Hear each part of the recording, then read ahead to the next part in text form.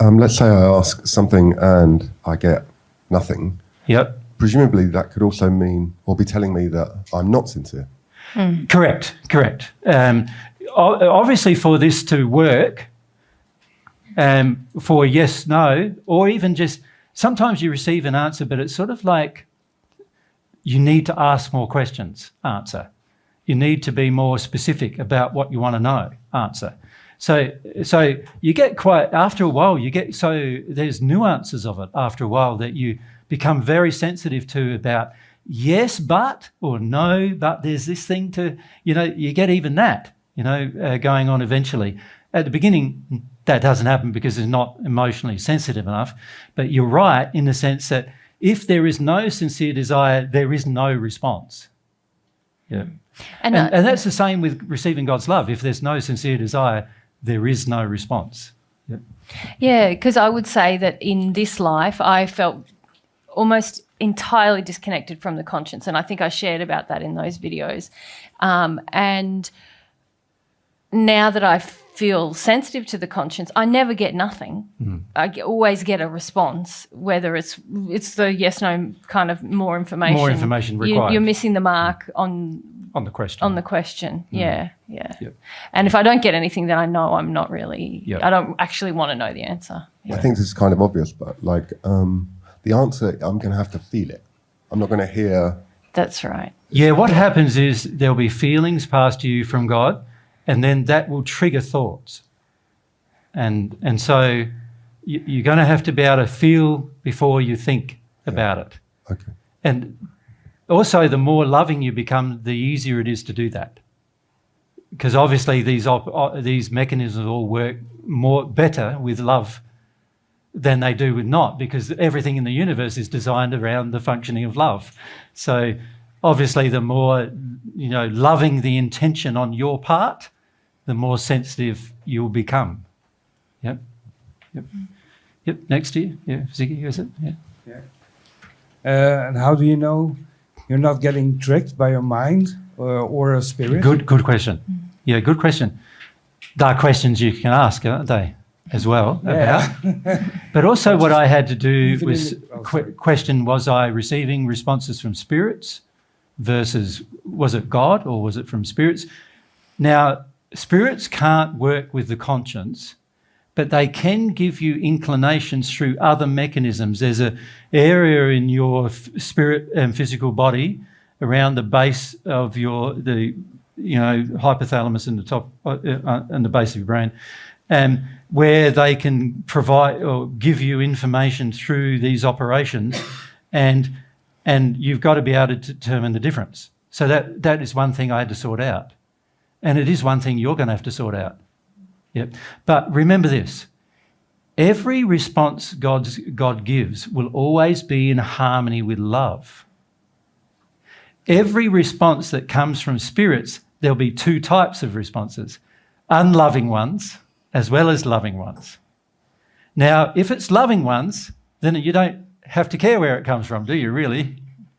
But if it's unloving ones, then you really got to know, don't you?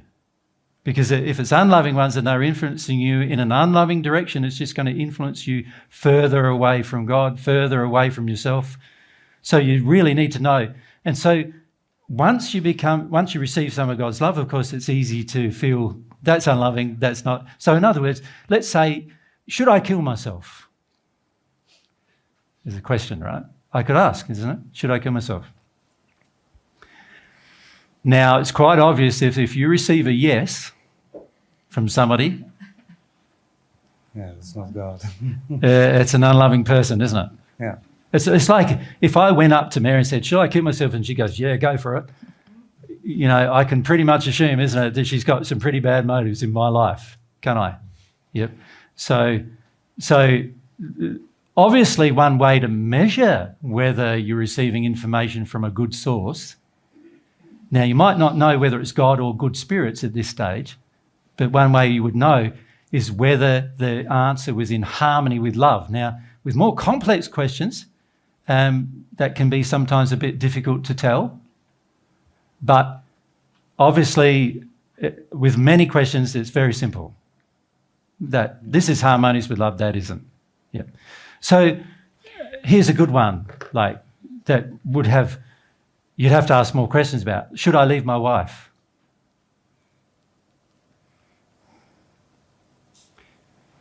Yeah. It's an interesting question, isn't it? Yeah. Yeah. The very first thing when I asked that question, should a man leave his wife, was God said to me, through the conscience said to me, define wife. Exactly. Define wife. What does wife mean, Because to God it's sort of like, what does wife mean? It means, see, in the first century, wife meant you owned her.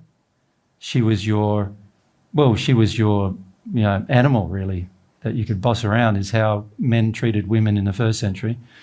They had a terrible attitude for the most part towards women. And so the whole concept of wife, so what I received from God very quickly was the whole concept of wife is a flawed concept based upon human addiction.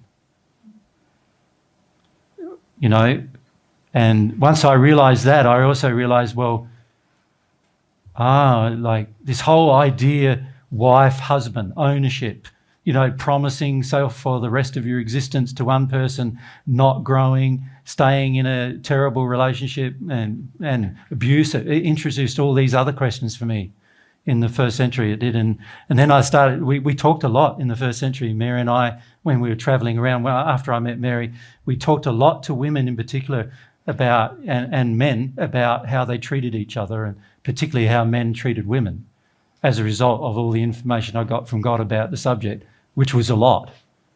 God is very, very definite about how certain things should be in a relationship between a man and a woman.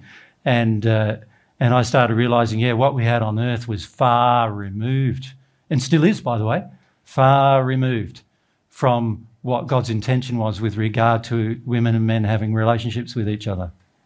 Yeah, human relationships. So, this is the beauty of asking, is you get all this information, and it's personal, but it's also applies to everyone as well, because it's truth. Truth applies to everybody, not just to me.